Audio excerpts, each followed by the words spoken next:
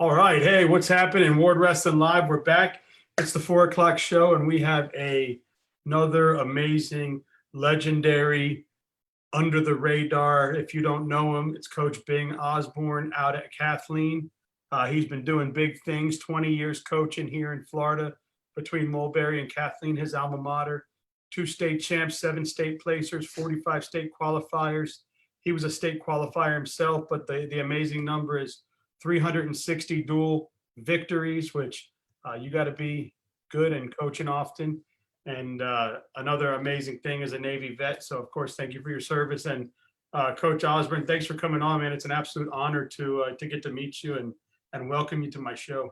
Well, I appreciate you having me. Yeah, like we talked before, you're doing good things, promoting the sport, promoting the smaller programs. So I appreciate everything that you do. I know that you have to have a lot of time wrapped up in this, so we all appreciate it. Yes, sir. And thank you so much for that. And I just, if one person gets something from it, then it's been successful, So I hope more than one, but I hope it's helping. Oh yeah, you've got good guests on. I've watched so many of these podcasts. You've had great guests on. You learn interesting things about whether it be a coach or a wrestler, former or current. So we're all learning each individual personality. It's fun watching these shows.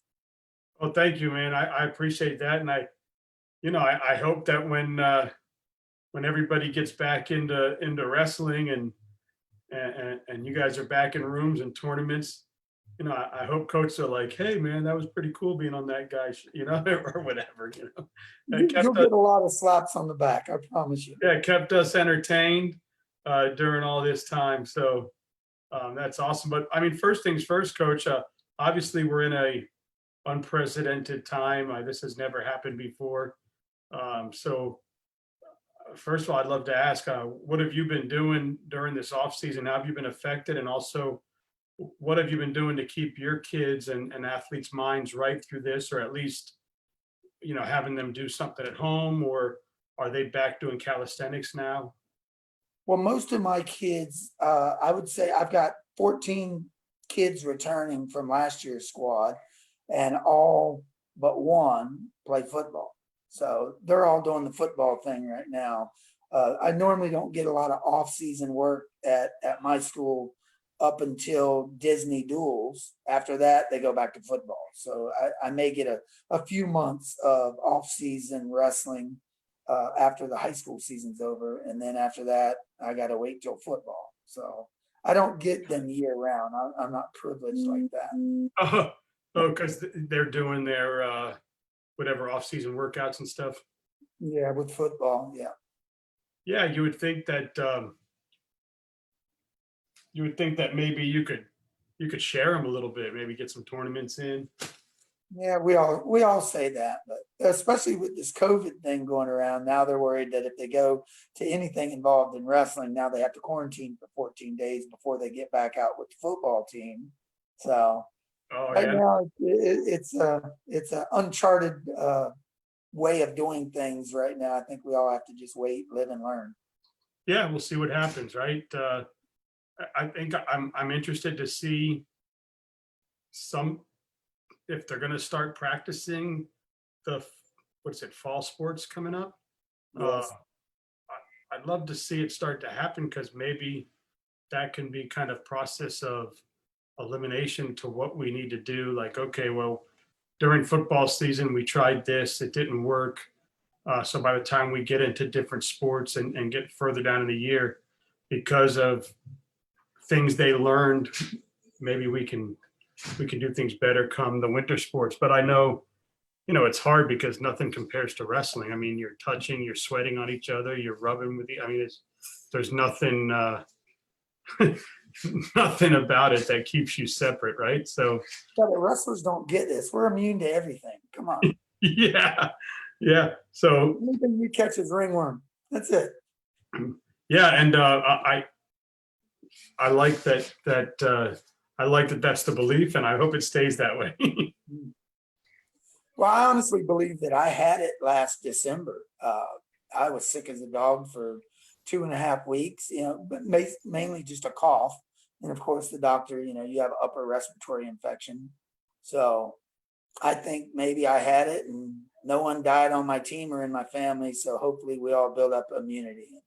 Yeah, and there's different strains and different levels of it. So, the problem is just the not knowing, and then the whole thing that came out today about the positive testings or whatever, and it's just crazy because what happens at these testing centers is you line up in a line. Yeah. So if you're number 10 and they have your bag set up as number 10 and you decide, I've been here 2 hours, I'm leaving. Well, now they're testing the person behind you as number 10 because that bag's already prepared. So now you have people that tested positive that are thinking they tested negative it's just a whole big mess. And, it's not like going to Walgreens where you have an appointment and they identify you and they're ready for you. So, yeah, it's just a big mess all around. I agree. I wanted to go back. I want to either rewind or fast forward. Is there a button for that? Oh, I wish. So, the last I heard, my little boys' football team, we're going to start practicing as of right now on, I think it's August 3rd. So maybe we'll get back to some kind of normalcy here real soon. yeah, how awesome would it be? Exactly. So, I was going to ask, so, you've had a lot of, I was reading about, obviously Mulberry and then Kathleen is your alma mater. So being back at your alma mater is obviously home for you. It's got to mean a lot to build the program there. But, what has it meant to you to have such an amazing coaching tree? I was looking and talking to different people and there's a lot of coaches out there in the state of Florida that came from you. It's awesome. It's let me kill this real quick. It's an honor. Even my son now, he took over the George Jenkins program this year as a first-year teacher and first-year head coach. So between he and some of my closest friends, Frank Olinger, a former wrestler of mine, I have several, and it means a lot. Maybe I'm leaving a good seed here and there, and they can do the same thing. We've never been a state power programs. The schools I've gone to are typically, you start out 30 points down and forfeits. So if you can get 15, 20 victories a year, you're doing pretty good. You don't have half a squad. So just the never quit attitude is what I think when you look at McKeel and Tenorock under Anthony, they've all coached with me and on the teams of half a team to where, each guy was accountable. If we're going to win, only one of you can lose. If we're going to win this duel, only one person's. So that attitude and those coaches watching their teams with those same attitudes, every man is accountable for the guy before or after him. And even though it's kind of an individual sport, to me, it really is a team sport, because everybody, especially if you're giving up forfeits, everybody's match counts and not just a 3-2 victory. We don't need 3, we need 6, babe. Yeah, I like it. Yeah. And it, it just shows the type of coach and person you are to have all these good people out there and building such good programs. And you can see, I learned who all these people are and met them through my show. And I'm very happy to know them. And I can't wait till I can go out and give them all hugs and thank them for being on the show when this is all done. So it's been cool. So I know that, you like to have conversations about the best tournaments and things you've had. So tell us about some of your favorite tournaments and some of the best places you've been and in the sport. Oh, well, the Spiegel, it was always the biggest one. Even when I wrestled in the late 80s, I graduated in 1990. Spiegel was really the only tournament around. Back then, we wrestled, Tuesday and Thursday nights, dual meets, and then there might be 3 tournaments a year. So to watch how the sport's grown in 30 years to where there's a tournament every weekend, my family has always known that my other woman or my other addiction is wrestling. So I don't play golf. I don't go bowling. I go wrestling. It's awesome. And you know, how far has wrestling come? I mean, I graduated in, well, I was supposed to graduate in 94, but I liked it so much I waited till 95. I love So it. so I'm right around your area, your territory of age there. And I remember back then, you know, football, baseball, you know, even in Florida, soccer, those sports were, tennis obviously was a big sport, and didn't realize how much about wrestling. We had a good team at our school. I was not part of it, but I knew the coach and knew some kids. And from from where the sport was in 1990 and the 80s to where it is today, how far has it come in our state? Oh, it's definitely made big strides. Even when I wrestled, I didn't wrestle year round because I played baseball and football. Uh, I would leave spring football practice at Kathleen, and I would drive out to Lake Gibson High School under Chris Taylor at the time to go to, you know, Tuesday and Thursday night practices, leaving football spring practice and go straight to wrestling. But even now, I push my kids to, if they're not football players, I want them swim.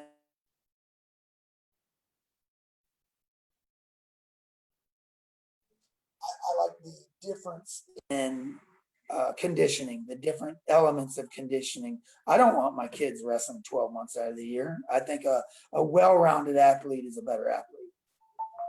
So And that's and I think that's what, I mean, that's how you and I grew up. It was, you know, t-ball or baseball happened, so you went to the park and that's what you played. And then in the winter, it was, you know, basketball, or what was it? Forget all the sports. And then in the spring, it was tennis or soccer, and you just kind of just went from one to the other. And then in the summer, you were either sent to like a sleepaway camp, a day camp. You were at the parks playing. oh yeah. You were at the PAL. You know, whatever it was.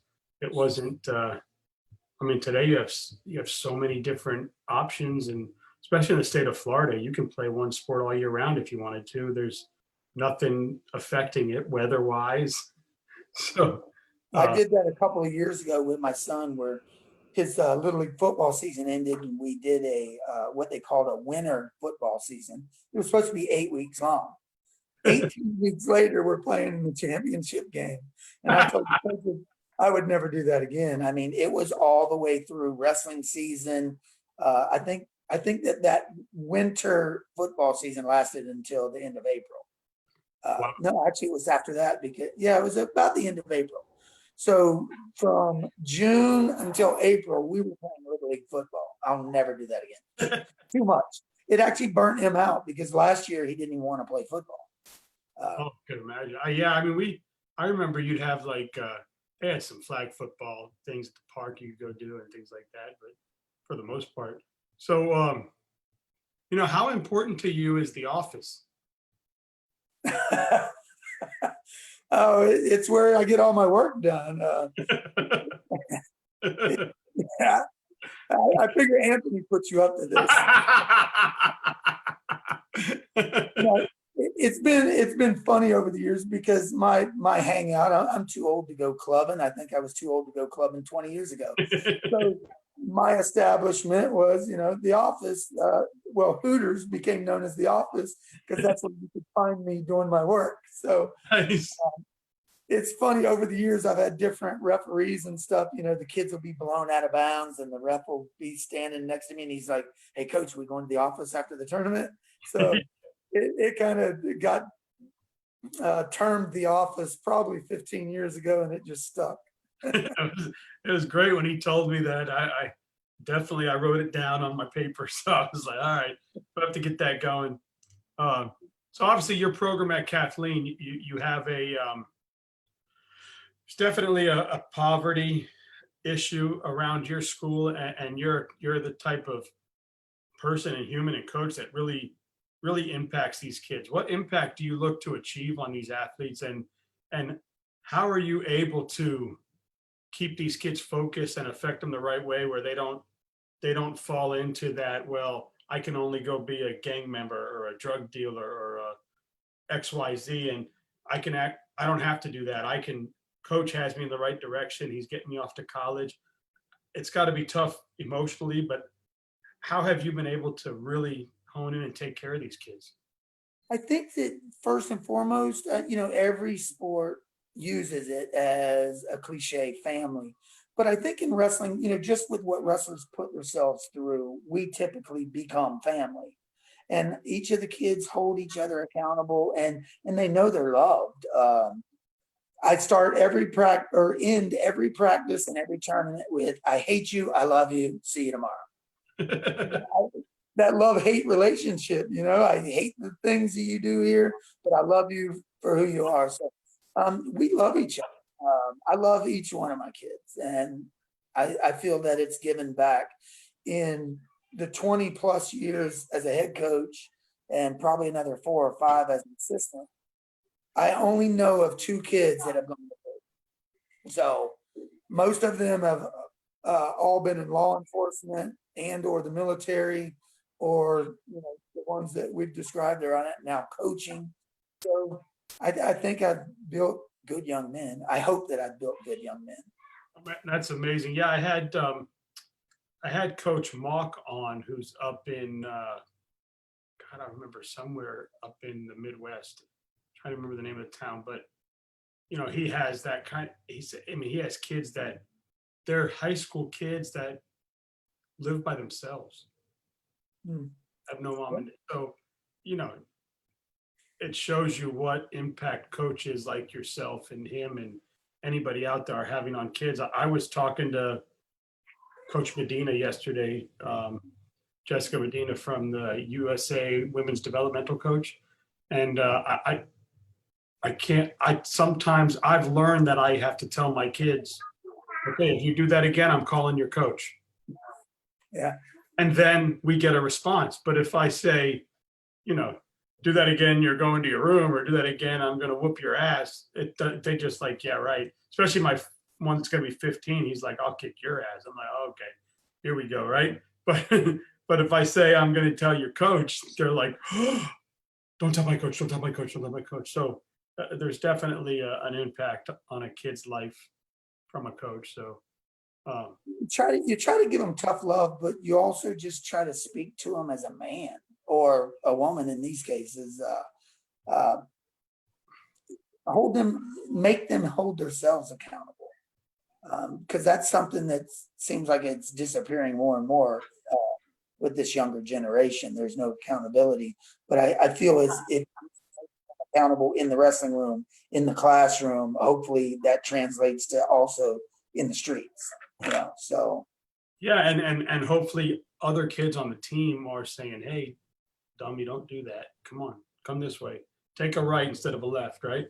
oh yeah, they can police themselves better than I think that even the coaching staff can now. That's You got awesome. to get those couple of really good, strong character kids to be your captain for your leaders, and then they'll weed out the trash if they need to. So For sure. And how many of them are now coming back and giving back to the program and getting in the room? And it's got to mean a lot to see these kids. You've been doing it long enough where kids are going off to the military, to college, or to whatever they're going to do in life or be in life, and then they're coming back. And are they getting in the room? Are they helping the kids out? yeah, with the background checks that the school boards are requiring, it makes it tougher. It really does. But like I lost my son to George Jenkins. He went over there and became a teacher and a head coach at George Jenkins. But I replaced him with 2 former wrestlers. One that just got out of the Navy. He wrestled for me at Mulberry. He got out of the Army. And then the other one was a kid that graduated a few years ago. He went away to college, and due to some family circumstances, he's back home. So I've got 2 young assistant coaches that hopefully I can hand the reins over here shortly. I'm getting a little old. That's awesome. What does it mean to you to see your son over there getting his own program now and getting an opportunity to build something himself? It's very rewarding, gratifying. I love We wrestled each other twice this year. He beat me the first time. He had some injuries and stuff the second time, so Dad won the last one. I guess that's the one that counts, right? But his program and our program became really close. The kids are close. The families are close. So it's unique to watch how we weren't really affiliated so much on a personal level with that team, but now the two teams are. And with Anthony's team at Tenor Rock, we're close because they know the coaches are close. I'm good friends, the Mulberry coaches. So there's probably 6 teams in Polk County that we're all family, like because of the coaching tree or the family tree, if you will. So it's neat to watch it at the various tournaments we go to, how parents, kids, everybody were co-mingling, like it's not their section or in our section. We're just all sitting in there together. So that's fun. Yeah, and he's got he takes over an amazing tournament. I mean, we've come down the last 3 seasons to the George Jenkins, and that's the one. It's the one we look forward to, because it's away from Orlando and Central Florida because when you're wrestling all the tournaments around Orlando, you're kind of getting the same teams all the time. Exactly. So it's nice. We always look forward to getting out and going to George Jenkins because now you get to see, the Polk County teams, the Tampa teams, and the West Coast teams, and you get to see some different competition. And they get, man, what's it, like 40 teams? Yeah, Bump Bailey probably built this tournament up. He's the AD now, but he was a coach there for many years as an assistant and a head coach. So he's got a great athletic director to work for, and Bump has the connections and really brings in quality teams from every area of the state of Florida, So it's a great tournament, especially because it's local and I don't have to travel and stay in hotel rooms. Yeah. But, we get to see people, and because we do enough travel. The same as you were hitting on, you hate to go see the same teams every weekend. It's just a different gymnasium. So we do quite a bit of traveling different areas of the state to just try to see new competition. Yeah, and I just like it because I like to eat, and there's a great New Orleans restaurant in downtown Lakeland that I like to go to. Yeah, I forget the name of it, but we've been there the last 2 seasons, and I was like, oh man, I love that place. So I go down and you mean there's somewhere in Lakeland other than the office? Shut up. Yes, but if I was gonna have chicken wings, the office would be one of my first choices. Yes, sir. Yes, sir. I remember my older son, who's going to be 15 now in September.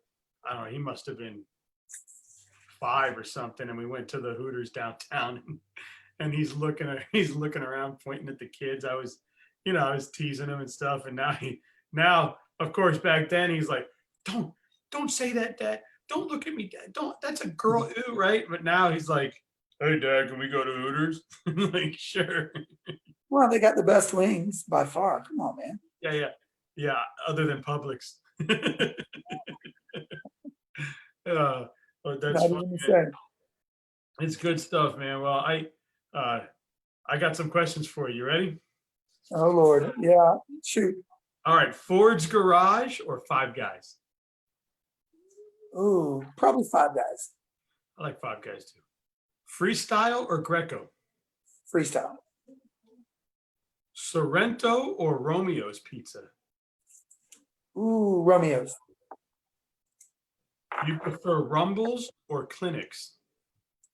That's tough. Rumbles for the more experienced kid, clinics for the younger kids. All right, fair enough. Barbecue Shack or Jimbo's? Jimbo's. All right. Okay, off-season club or off-season camps? Club.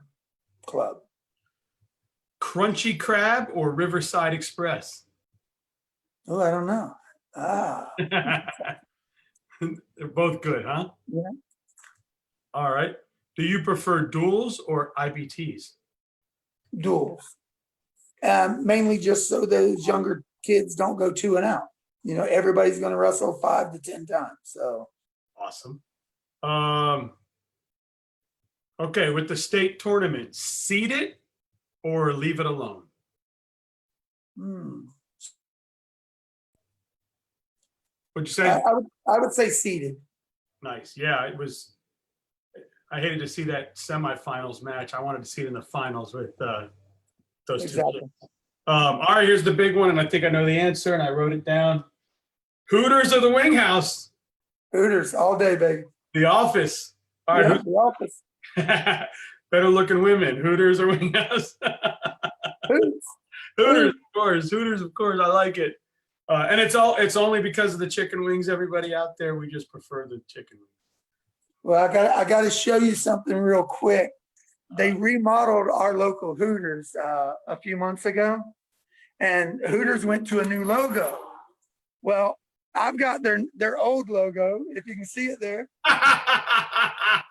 That was hanging in the store since 1984, and I'm now the proud owner of the original Hootie. Because it's your office. Yes, sir. Oh man, how many free wings do you get a week? Oh, not free. I wish they were. I'd be living in a mansion by now. Well, I promise that when we're able to, I'm coming down to that Hooters off the main drag there off of I-4, and we'll get something to eat.